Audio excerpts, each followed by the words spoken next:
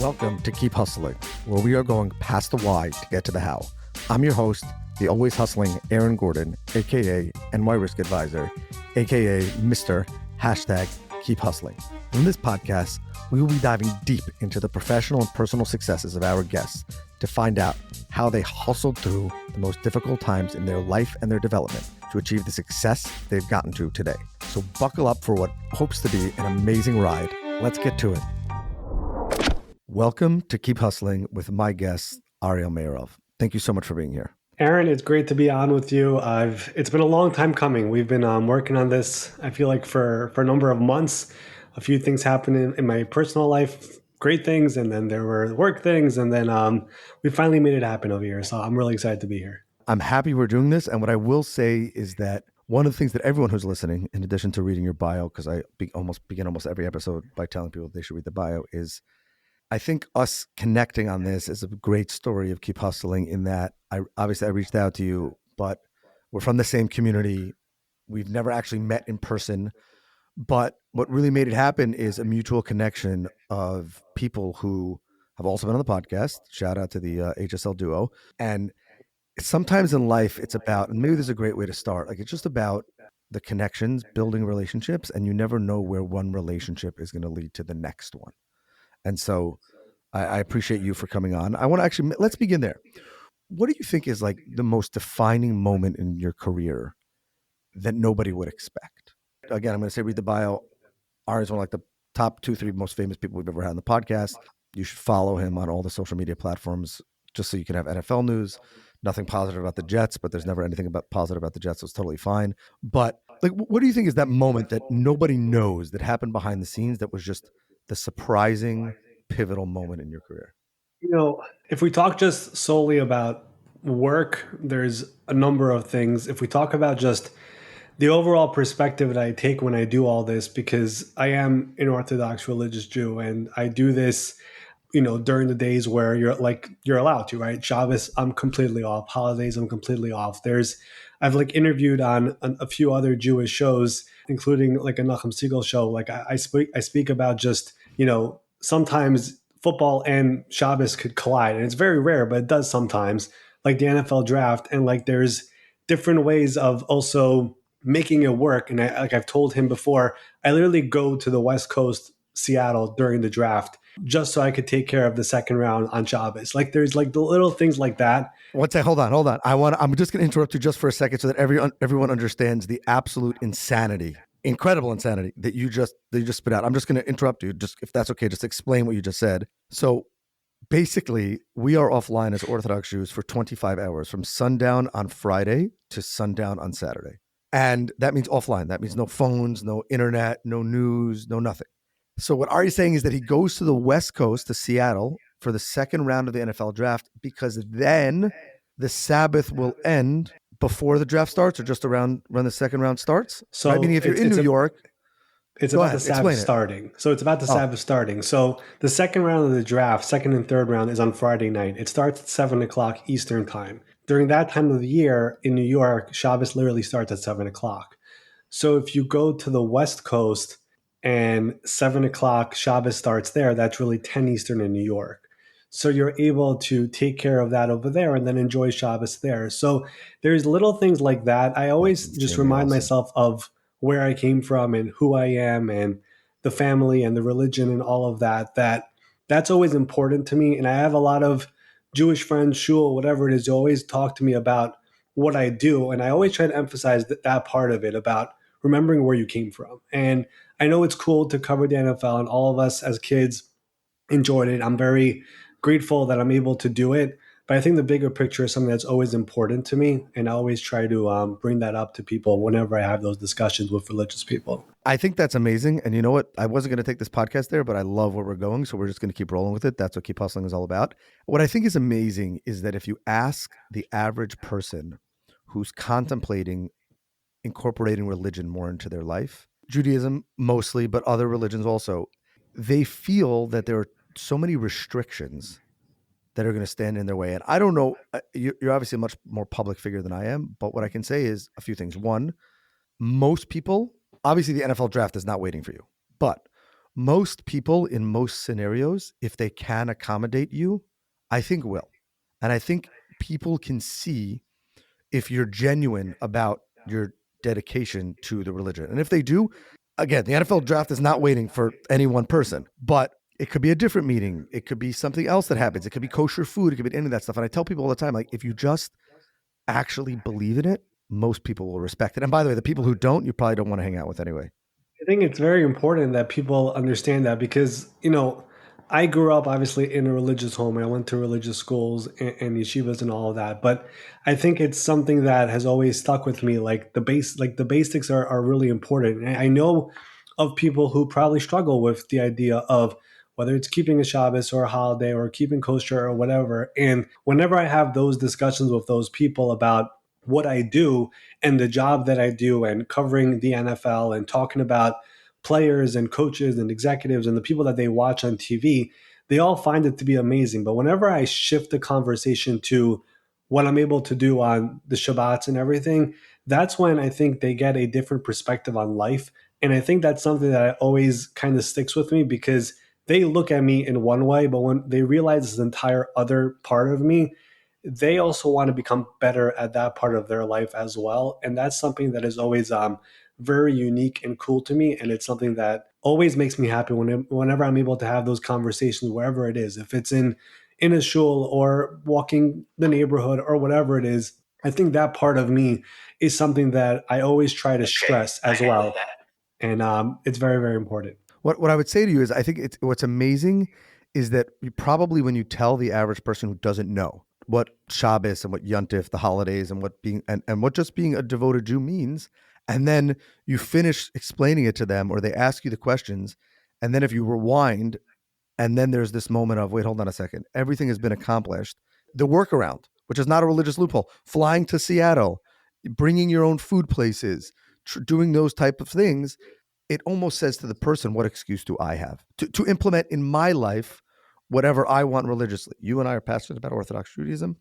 It could be that, but it could be anything else where a person says, there was an article yesterday about how many more people, this is going to, shock you just because of what you do professionally, but are trying to get rid of their smartphones because they feel like it's invading on their ability to have private time. Now, we're lucky. We have families, but we have Shabbos and holidays where, like, my kids read books and we play board games together and we have that forced time. So it's an amazing thing how, like, you mean to tell me that I could engage with my family, have religious observance, have a career, build a brand, do all that stuff, and also live the life that I want. So I think that's incredibly powerful. What was it like when you came up with that Seattle idea? I don't want to dwell on it, but like that's a like, why didn't you go to further west? I don't know. Well, Seattle is the most furthest you can go from a Shabbos start time in America. You could, I guess Hawaii technically is also an option, but that's just too much.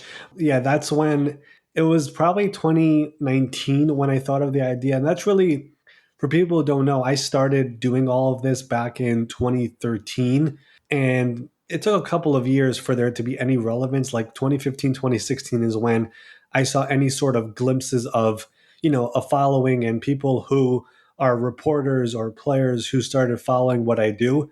But in 2019, when I really felt like this thing was taking off and going from a side hustle to something that has potential to become my main, way of making a living, the NFL draft, for people who don't know, is a gigantic event on the football calendar. It's arguably after the Super Bowl, it might be two or three. Like, fans are very, very into that because it's new players coming from college into the NFL, and every single team is able to pick players, and those players are young guys who could have an impact on your team for this upcoming season and for the future, the next 10 years. Like, they could become superstars. So And it's it's also a another very, very chance big for the deal. Jets to blow it. That's been the history You as don't of have to late. comment on it. In case you can't tell, this is a 37 years of just built up I have Jets Jet fans in my fandom. life as well. But it is a very, very big deal. So I would cover the first round, which is on Thursday night. So that's easy.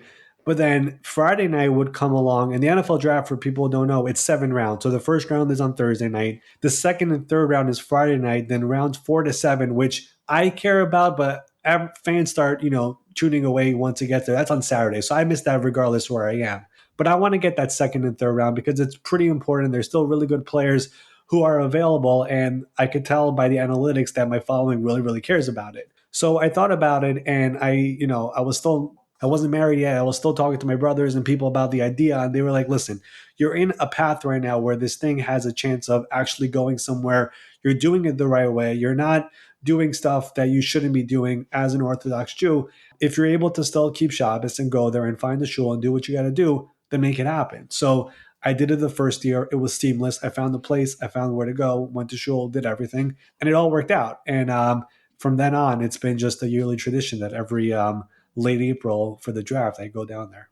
I absolutely love this. Again, I don't want to stay just on the Seattle thing, but I'm imagining like I was in Mobile, Alabama, and I called a Chabad there to get food, and my friend that I was staying with was just absolutely marveling at this whole, like this infrastructure that we have. But I'm just imagining the first call you made in Seattle about like a Shabbos minyan, and you're like, yeah, and then you get to shul and they ask you why you're there, and you tell them because you cover the NFL draft. They're probably like, oh, this is actually pretty.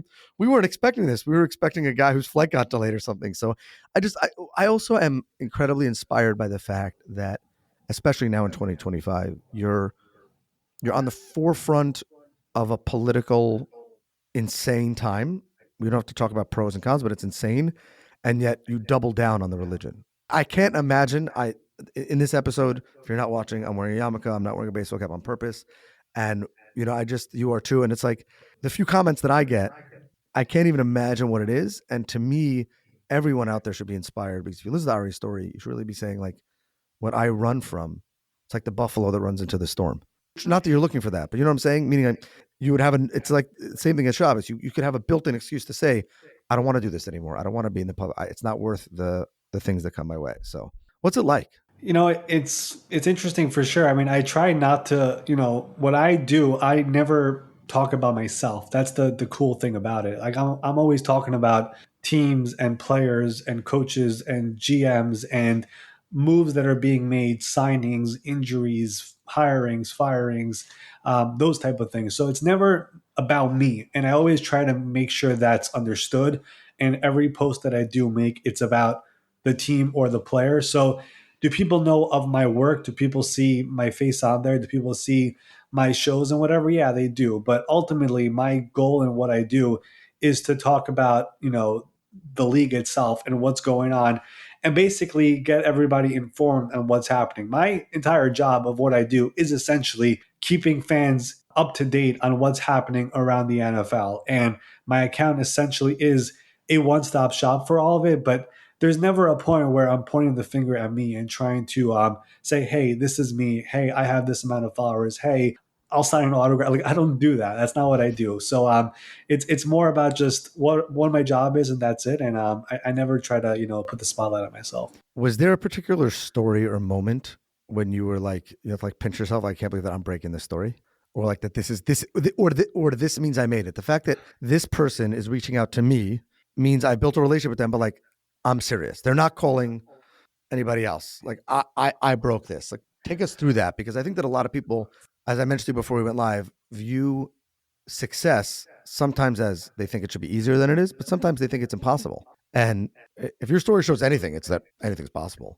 Yeah, I mean, there are many stories. Like for me, any story that I do post, it's kind of funny. Like I remember where I was when I posted it. Like I remember stories. Like people remember things in their life, whatever it is. Like I remember like each little story in the NFL, when it happened, where I was, where was I tweeting it from? Like I remember all those different things. But early on, there's a few stories that come to mind.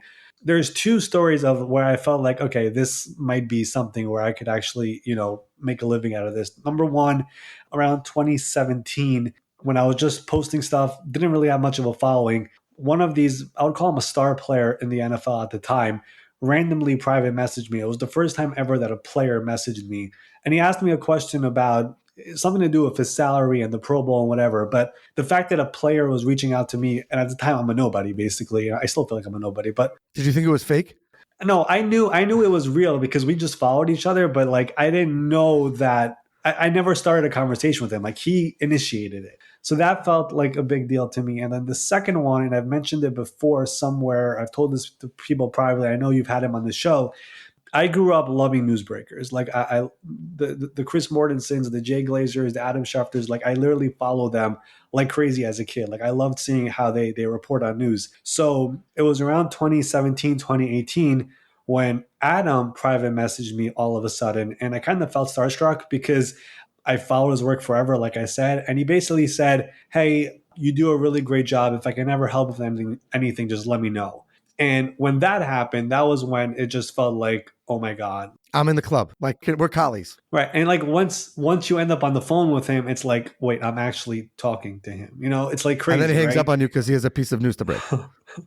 Not that time, but it's happened before in recent days. But yeah, that's like that those are the two, crazy stories that I had early on, which made me, as the show is called, keep hustling and just keep on doing it. And eventually the success started to come. But like I've told many people who ask me about what I do, the first 3-4 years of doing this, I did not have much of a following. I literally was probably posting to nobody. Like I don't even know what I was doing. You could find tweets from 2013, 2014 with probably 2 views. It's like me and my brother. Like there was nobody. You know what I mean? So it takes time and it's a grind. But if you keep on doing it, eventually people recognize it and it goes somewhere. I want to go back to something else you said that's related to that also, which is you said that you try your hardest, and you do a very good job of it, by the way, of not making it about you. And I imagine that at a certain point, the celebrity appeal, celebrity is not for everyone, but I do imagine that there has to be a certain point when it's like, I wonder if I plugged myself a little more, X, Y, and Z would happen. Yet you stayed the course of, and I assume that just because I understand who I follow and why I follow you. Had you done that, had you made it at all about you, you probably wouldn't see the success that you have. Yet a lot of people feel in business that they have to make it all about them. And obviously, I realize I have a podcast. I'm a podcast host, but I try to highlight our guests in that, like so many people, I think, don't realize that you can see incredible success even from the side or the shadow, right? You want to be with the players. You can't break the news if you're not with the GMs, if you're not communicating with them. But at the end of the day, you're breaking someone else's news. And so if it's more about you than it is about them, then they probably won't want to have you be that guy. You know what I mean? Yeah, no, I get it. It's what I do is 100% a relationship business, and whenever I speak to whoever it is around the NFL, like we do talk about ourselves and what's going on with life and how's everything going and what have you been doing lately. Like we do that. Like but it's all in private. Like anybody who actually knows me, I know we're from the same neighborhood. Like I am like the most private person it gets. Like I don't love talking about myself. I just keep everything to my own circle, my family. That's like I'm really not the biggest. I've never been a big me person. I'm more of helping others. Like that's truly who I've always been. So I've never had that mindset, or it never even came to mind of like, hey, let me pump myself up today here on my page and talk about what I did 4 years ago and how this happened and how my career took off. Like it's never been a thought of mine. I don't like attention. I was never an attention person growing up in school, after like everything. I was never my type of a thing. I like talking about others. I like helping others. That's who I've always been. And if you would have told me years ago that this would be what I would be doing, I would also be surprised. Like I don't ever think of myself as being on camera, but here I am. So it was just never my type of a thing though to take the credit and put the attention on myself. Okay, two things on that. Very nice for you to say that you're always the quiet guy. I've met most of your brothers. You didn't really have much of a choice. I mean, at a certain point, like it was either, getting crushed or being the actual football that they played with. But that's a shout out to the entire incredible Meirov family from Queens who just amazing, amazing people. But I think the other really, and on a serious note, I think the very inspiring things that I hope that our listeners really zero in on what you're saying is that you don't have to be the loud out there guy or gal to be successful. Like I happen to be, I'm an extrovert. It's my personality. But a lot of the most successful people in business, and even in a business that's about like, breaking news, you don't have to be the loudest person in the room. Now, that doesn't mean that if you are the loud out there type that you should squash your personality. That's not what I'm saying. But I'm saying that you can have the personality like yours and not want to change that and not change yourself for anyone else and still see that success. Meaning not to get deterred by saying I'm in a room and I feel, like I'm overwhelmed or that these people are louder or smarter or better looking or have more followers than I do. Like you've figured out that you can really be true to yourself and see a level of success that every single listener here would love. So I love that. I'll just say one thing I have realized is people notice. Like people will notice eventually. Like you could do your work, put your head down, and do what you got to do. And eventually people will realize, hey, he's doing a lot of work. He's doing good work. He's somebody who I would love to meet. He's somebody I would love to get his number and build a relationship with in our line of business. So, like, that's something that it happens if you do it the right way. And I've realized that in my personal life. I've realized that in my work life. I mean, I literally have my own show, which I do. It's called NFL Spotlight, which the show literally entails spotlighting other people. And I go through their lives and their journeys and how they got to where they are today. And after every single interview, people like always ask me, like, hey, I really appreciate you talking about me because I never had anyone kind of talk about how I got here and you did that. And I'm really appreciative of that. And whenever I do that, I build a relationship with that person now for many years to come because of it. So there are many different ways of doing this stuff without pumping your chest. And I've always been a believer in that. And to this point, it's kind of worked if we're being honest of here. So what do you think is the number one misconception that people probably have about your career and your line of work? I think people who don't follow football just think it's a bunch of crazy people running after a ball, and it's like, yo, why are you doing this? But I think it's a beautiful sport, which is the number one sport in this country, and there's many great people involved with it. I mean, everyone just thinks about the players who do a lot of great things, by the way, but it's not just them. I mean, the coaches in the league, the executives in the league, the agents, the owners, by the way, a lot of them are Jewish. It's very much like a lot of these people are great people. And being able to work with them and build relationships with them is a great thing. Like people just look at football who don't follow football, care about football as if it's some crazy, insane sport. And it's like, why on earth are you doing this? It's such a weird job. But once you actually understand what the sport is and who the people involved are, it's a pretty cool thing to do. And obviously, as you know, I have a lot of people who care about football and follow football, and I talk to them all the time about it, and they kind of get it and they find it fascinating. But I think people who don't understand football just think it's kind of weird. But once they actually realize what it is and the people who are involved, they find it very interesting. I think I watch a lot of football. As I said, I'm not going to mention the team of which I am a fan because it's just not worth it at this point. And I feel like you're trolling me with some of the stuff in your background. But I think a huge misconception about football is that that the players are not smart. Like they're just athletes who make things. I have spent some time, obviously not as much as you, but like analyzing what goes into an actual football play, like where every person has to be and how they have to read and what they have to assume, not just the quarterback, and how they have to understand every single player. And by the way, the scouts and the teams and look at signals. It's an incredibly complicated mental game. And I think that a lot of people, it's like that, the John Gruden camp in before the draft. Like you watch some of that stuff and you realize like, yeah, the quarterback is pretty important, but like Everybody. and it's an amazing thing of how, and if the trainer didn't get this right or there's the wrong cleats on the player's shoe for that field surface or that weather, it could mean tens of millions of dollars for the player, for the owner, and for the sport. So I think it's incredibly amazing and complex. I have a great story for you. I'm not going to tell you the names, but you just reminded me of this when you spoke about relationships outside of football. I could tell you who they are after, but I was once with a huge vendor of the NFL, and we were talking about Judaism and the strangest things that have happened to him.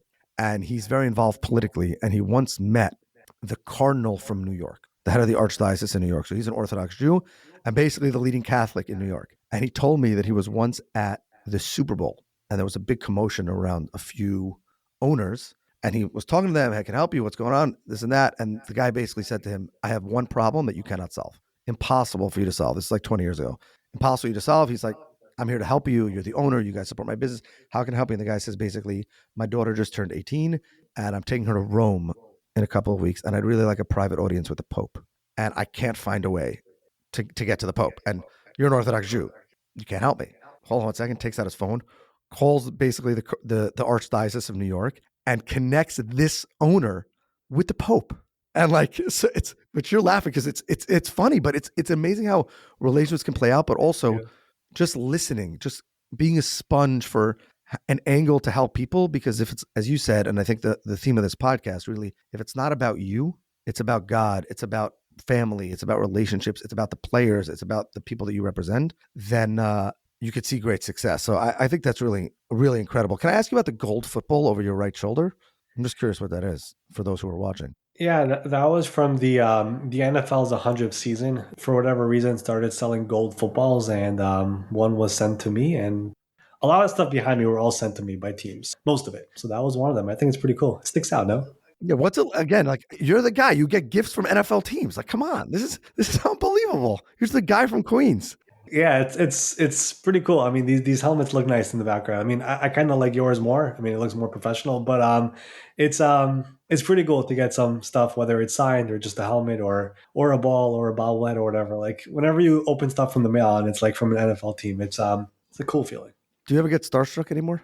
Yeah, I do. I mean, because every single day I do kind of pinch myself that this is kind of what I do for a living. It's not like it's definitely work and it's definitely hard and it's not a 9 to 5. And I wish more people understand that, but it's something that I don't feel like it's work. Like I heard when I was in school from one of my rabbis about just how important it is to do something that you love when you grow up and come home happy every single day. And I'm able to say every single day I come home happy because this is what I do and I don't feel like it's work. So I'm grateful for it every single day, even though sometimes it feels like a lot. It's still I would never trade this job for anything. I have one last question, and that is, I think one of you said there was a lot of great things going on in your personal life. I think you got married, right? Is that true? It is true. Okay, take us through trying to explain to a female who you're interested in and potentially going to build a life with that you have literally, other than Shabbos and Yom Tov, which we've already covered, 24/6, no such thing as a 9 to 5. Like, what is that like? I love talking about Yeah. relationships as it relates to hustle and success. Yeah. So maybe this will be a good way to end before we get to our close. But like, what was it like? And obviously, I imagine you're going to say that she supports you 100% and all that kind of stuff. But still, there has to be a moment where you're like, she really shouldn't buy into this, probably, if we're being honest. Yeah, so like you said, she does support me 100%, and that's great. It's a difficult thing to explain in the shidduchim world, especially in the Jewish world, which most girls don't care about sports. So you really have to explain it down to the simplest way possible, and the only You're way I like was you're like able. you have no idea how cool I am. Like you have no idea how many people No, wish no, that I they had the definitely cell did phone not. numbers I that I didn't have. pump myself up. I will say that. But I did explain that there are times of the year where I'm very busy and there's times of the year where I'm not so busy. And it's similar to any other job. Like an accountant has his tax season. So I have my free agency season. And I told her, that's March to April. So yeah, you got to explain it in simple terms. And she understood it really well, and she was all in on it, and her family understood it, and she understood it's a form of parnasa, even though it's not the common way in the neighborhood for most guys, but it works. And as I said, she's very supportive of it, and the best And her decision I brothers were ever like, made. "This guy's really cool. Like you don't understand how cool this guy actually is. Like you should just marry him just because we want to be related to him." I have to Um, do this because this is going to air before the season, so I have to do this, and then I'm going to get to our close. I promise. What's with the Jets this season? What's going to be? so I'll say this: last year, as you know, a lot of our mutual friends are Jets fans. So last year, I was very one really high on them. Let's just say like that, and it flopped in my face. So I'm not going to make an official prediction, but what I will say is I am very impressed by the way they've changed everything in a way where you don't hear about them anymore. What I mean by that is previously they would have all these reports and leaks and negative things coming out, and it felt like a circus there with the New York Jets.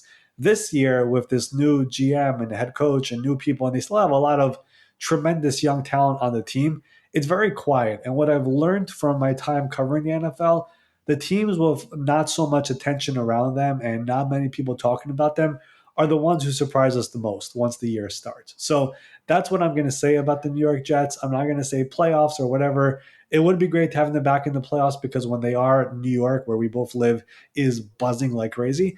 But it hasn't happened in a long time. But I am excited about the future because they do have some long term pieces there. We'll see about the quarterback, but I do like the fact that they've toned it down this offseason in a big way. Okay, so to my two brothers, Ben and Daniel, you basically just heard from an expert that we're going to the Super Bowl this year because wherever the Jets are in the Super Bowl, like we're going. So you can, and if you don't like it, I know where he lives, so just let me know, and we can hunt it down. No, but I appreciate it. And again, as I said, I really appreciate you taking out of your very busy schedule. I know we're a couple of minutes over.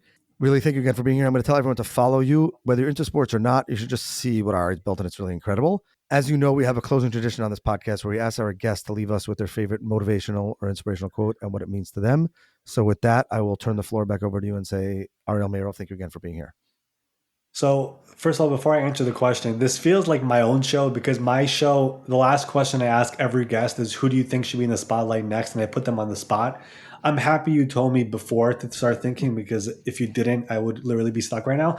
So, we actually mentioned it briefly on the show, but we were talking about, everything is possible, nothing is impossible. So, I do remember just a quote that I heard a long time ago, but it's definitely something that has popped up into my head a few times over the years. Nothing is impossible. The word itself says I'm possible.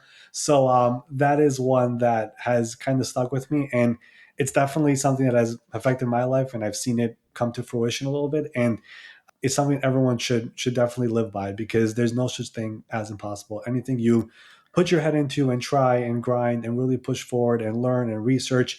Nowadays, it's the easiest time in the world to do research. And if you really do that, it's definitely possible. Ariel, I love that. I actually didn't even think about the fact that it says I'm possible in there. So we are totally we're gonna take that. This has been another episode of Keep Hustling. Remember, do well by doing good. Keep hustling just like Ariel, and stay at it. Thanks again for being here. All right, hustlers, that brings us to the end of another fantastic episode. Thank you for listening. The listeners are the most important part of this show. If you like what you heard, please leave us a review wherever you listen to your favorite podcasts. Your feedback means the world to us and helps us reach more listeners. Plus, be sure to subscribe to our podcast so you never miss an episode. We have some amazing guests and topics lined up for you, and we don't want you to miss out. And finally, if you have any suggestions, comments, or even just want to say hello, please feel free to reach out to us on all social media platforms. We are Keep Hustling Pod on Instagram, X, Facebook, and LinkedIn. We would love to hear from you to continue the conversation. Thanks again for tuning in and supporting our podcast. We truly appreciate each and every one of you. Until next time, stay curious, stay hungry, and keep hustling.